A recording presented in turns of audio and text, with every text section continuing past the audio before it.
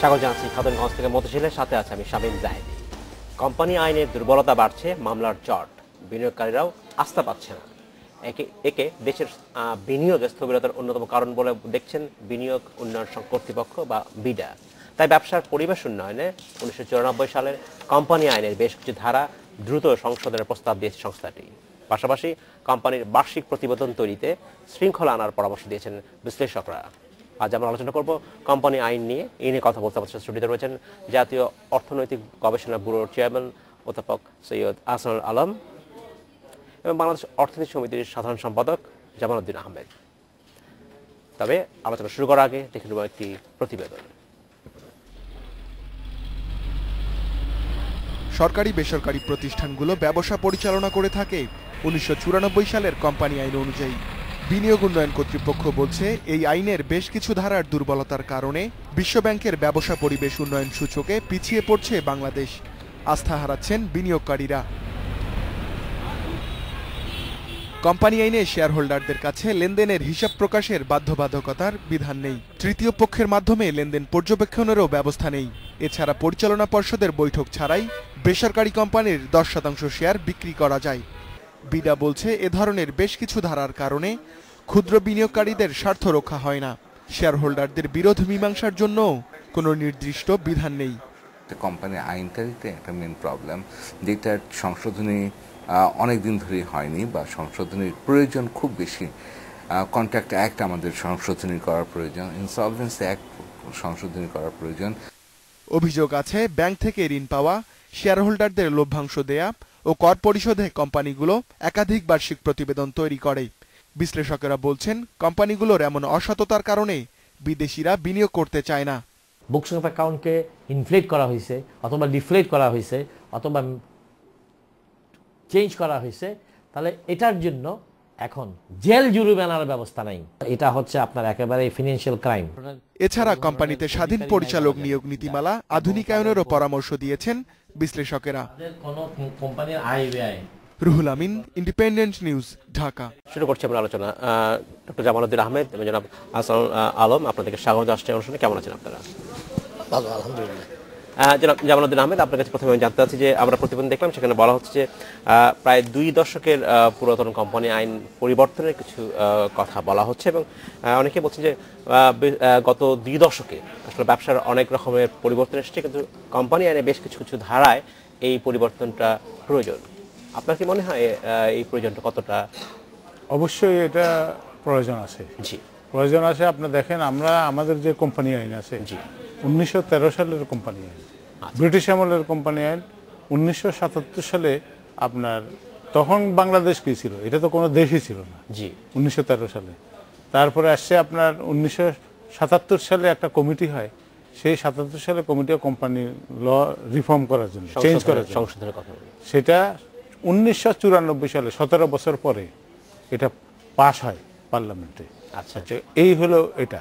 তারপরে হলো 1994 সালে যে আইনটা করা হয়েছে, সেই আইনটা মোস্ট অফ দি সেকশনসগুলো দেয়ার ইজ নো মেজর কোনো চেঞ্জ নেই।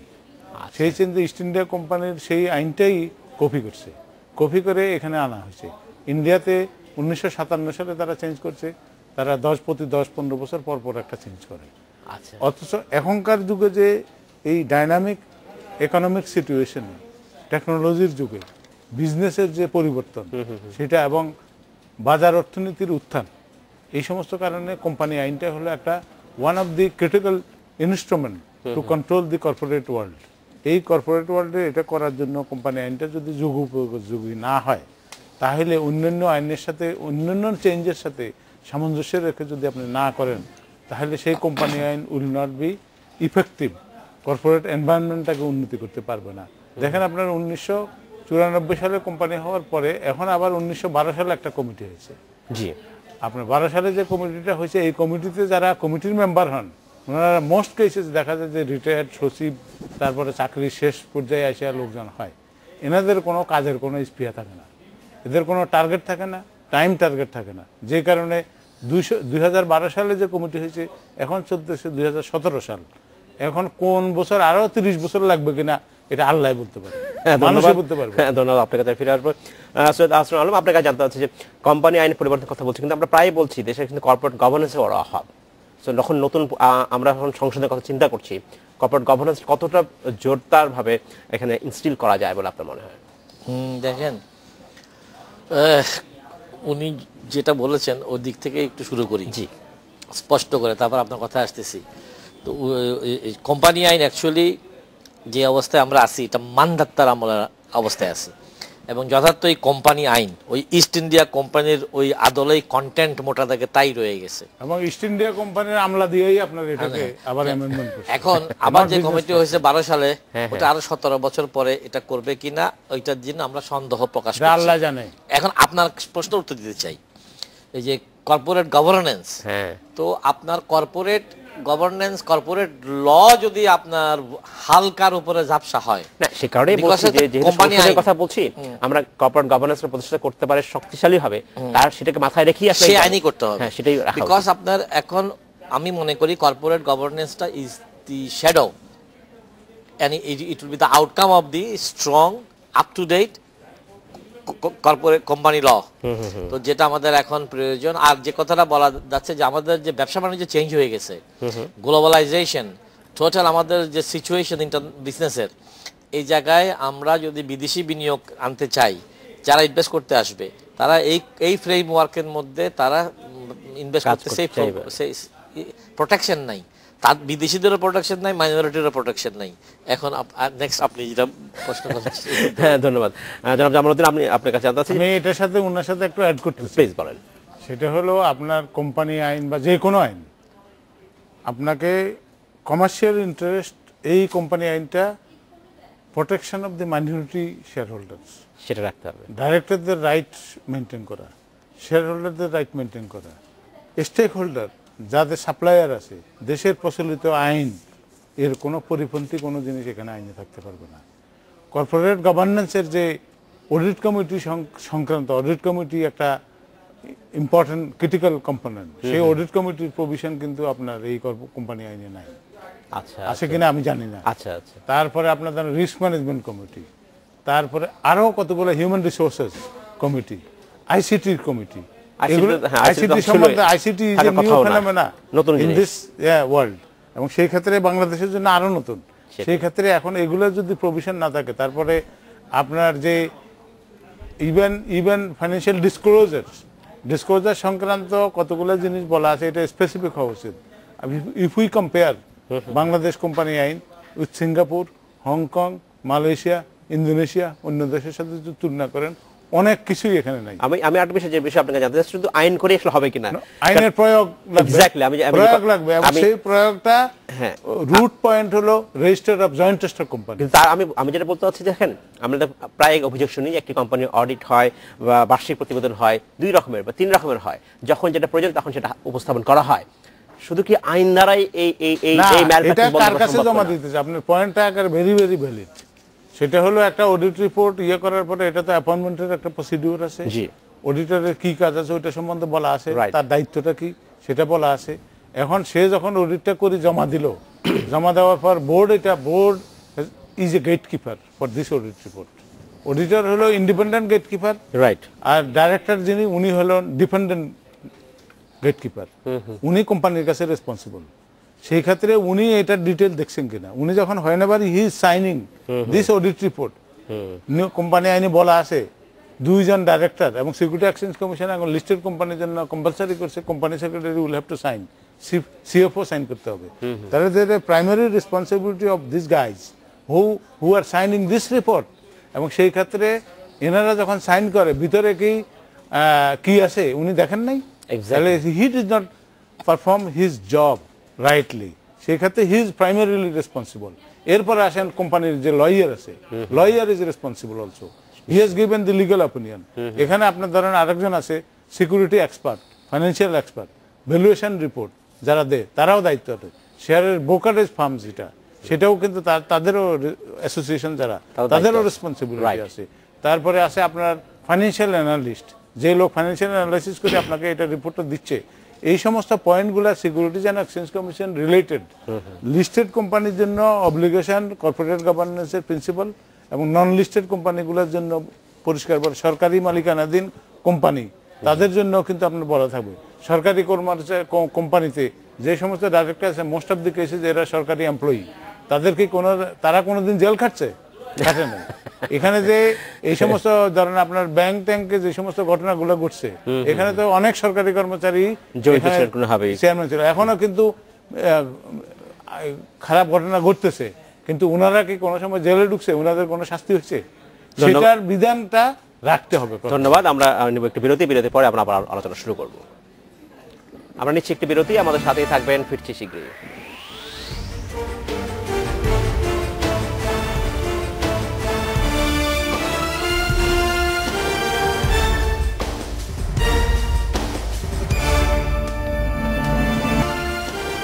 স্বাগত আরেকবার খাতুর কাগজ থেকে মধ্যে ছিল। আজ আমরা আলোচনা করছি কোম্পানি আইন নিয়ে। এই নিয়ে কথা বলতে আমার সাথে স্টুডিওতে রয়েছেন জাতীয় অর্থনৈতিক গবেষণা ব্যুরোর চেয়ারম্যান অধ্যাপক সৈয়দ আসরুল আলম এবং বাংলাদেশ অর্থনীতি সমিতির সাধারণ সম্পাদক জামালউদ্দিন আহমেদ। জনাব জামালউদ্দিন আহমেদ এবং জনাব সৈয়দ আসরুল আলম, আপনাদেরকে স্বাগত জানাচ্ছি আরেকবার।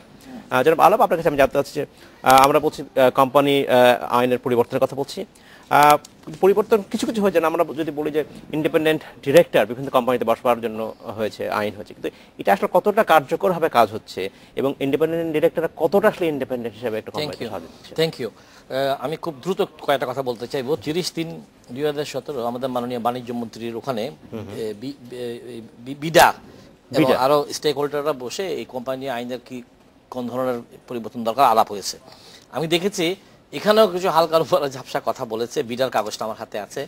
সেটা হচ্ছে যে আমাদের এই ব্যবসা বাণিজ্য যতই ডিজিটালাইজ হচ্ছে, তাই অটোমেশন, ডিজিটালাইজেশন এগুলো করতে হবেই। এগুলো এখানে বসে বসে মিটিং করার বিষয় নয় যে এনবিআরকে আরও বেশি ডিজিটাল করতে হবে, আমদানি ও রপ্তানি প্রধান নিয়ন্ত্রককে আরও অটোমেশন করতে হবে।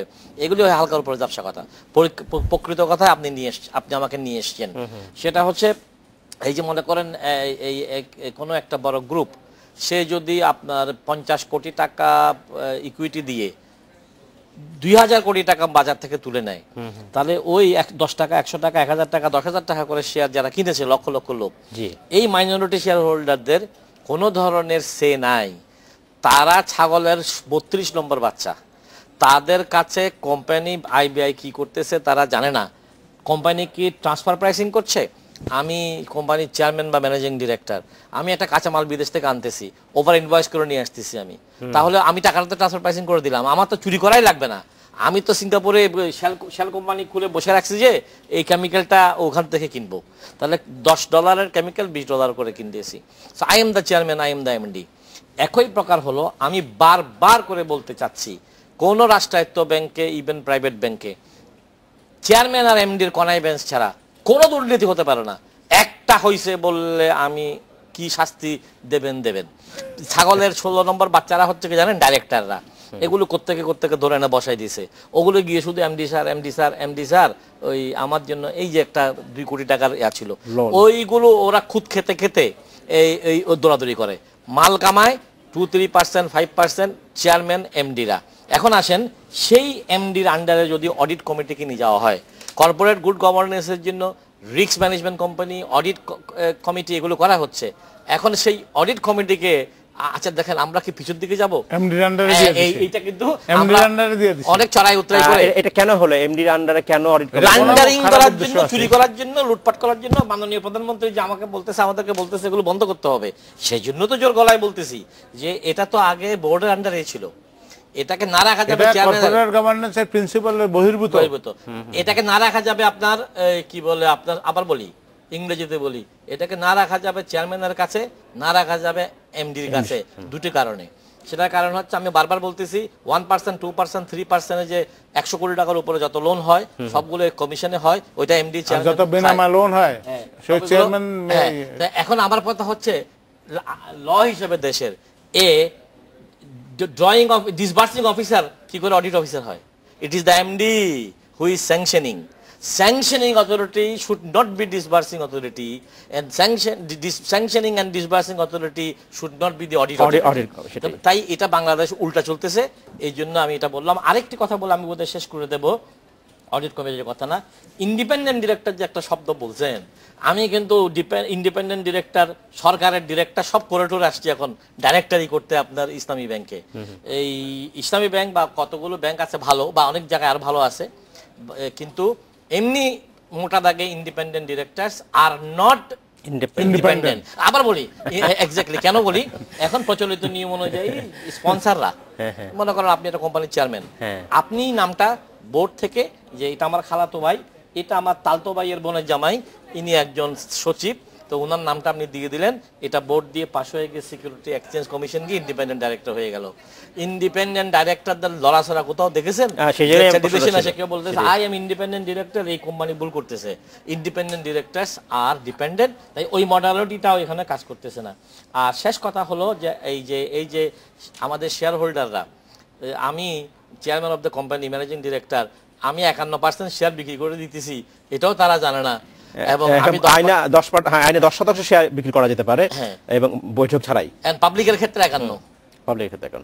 তাই আপনি পুরো পাবলিক ব্যাংক বেশি ফেলাইতে পারবেন, ওই জনতা ব্যাংকের বা অগ্রণী ব্যাংকের বা রূপালী ব্যাংকের যে শেয়ার হোল্ডার আছে এতে কিছু কইতে পারবে না। This is our corporate governance. ধন্যবাদ। ইন্ডিপেন্ডেন্ট ডিরেক্টর কেন আসলে ইন্ডিপেন্ডেন্টলি কাজ করতে পারছেন না? ইন্ডিপেন্ডেন্ট ডিরেক্টর আপনারা কাজ করতে পারতেছে না, এটা তো রেগুলেটর যারা, এদের ফেইলিওর। ইন্ডিপেন্ডেন্ট ডিরেক্টরদের যে সমস্ত রোলস অ্যান্ড রেসপন্সিবিলিটিগুলো বলা আছে, আচ্ছা, এটা সিকিউরিটিজ অ্যান্ড এক্সচেঞ্জ কমিশনগুলোতে বলা আছে। ব্যাংকিং ক্ষেত্রে, ব্যাংকিং ইন্ডাস্ট্রিতে আপনার বাংলাদেশ ব্যাংক এদেরকে একটা রোলস অ্যান্ড রেসপন্সিবিলিটির কথা বলে দিয়েছে, অন্যগুলোতে এভাবে বলা নাই। যার কারণে আপনার ইন্ডিপেন্ডেন্ট ডিরেক্টররা আপনার ধরেন তাদের কেউ কারো আত্মীয় এক জায়গায়, আপনি এই ব্যাংক থেকে লোন নেবেন, ওনার ইন্ডিপেন্ডেন্ট ডাইরেক্টর ওই ব্যাংকের একজনের আত্মীয়রা এখানে আপনি ইন্ডিপেন্ডেন্ট ডাইরেক্টর বানাই দিলেন।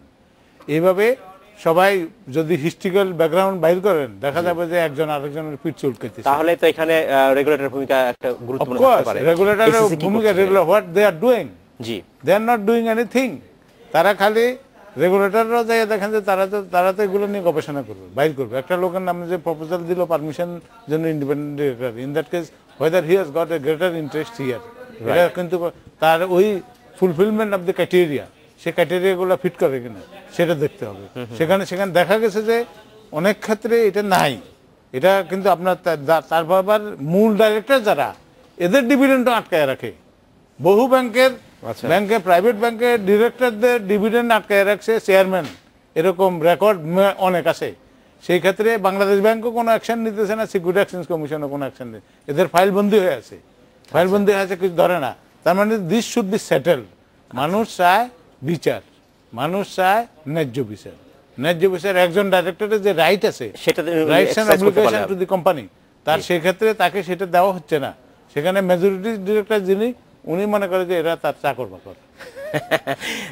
তাহলে আসলে আইনের প্রোটেকশন কিন্তু নাই। আমরা সেটাই আশা করবো যে আমরা যে সংশোধনের কথা হচ্ছেই কোম্পানি আইন, সেইখানে এখানে থাকা উচিত। এবং সেক্ষেত্রে কতটা জোরালো থাকা উচিত বলে মনে হয় যারা নতুন সংশোধনীতে মাইনরিটি শেয়ার হোল্ডারদেরকে স্বার্থ রক্ষার্থে কি করা যেতে পারে? তাহলে অনেক কিছু করা যেতে পারে, অনেক। এটা কিন্তু এই একইতে শেষ দিতে পারবেন না। প্রথম কথা হচ্ছে মোটা দাগে এজিএম যে হচ্ছে, এজিএম এ এখন আপনার লোক ভাড়া করে নিয়ে যায়। আমি একটি ব্যাংকে ছিলাম, পুরো ভাড়া করা লোক। আচ্ছা, এজিএম এত দূরে করা হয় সাভারে যেন লোক যেতে না পারে, এগুলো ওপেন সিক্রেট। এগুলো হয়তো কেউ সাহস করে বলছে না। আমি যেটা চাচ্ছি সেটা হচ্ছে এজিএম হবে, এজিএম এর 1 মাস আগে বা যে আছে with full disclosure of agenda, যে ওই এজিএম এ গিয়ে যেন বাচ্চাদের নতুন গল্প শুনতে না হয়।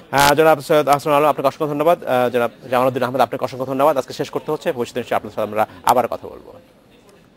এই ছিল আজকে আমাদের খাদ্য থেকে মধ্যে ছিল। আমাদের সাথেই থাকবেন, দেখা হবে আবার।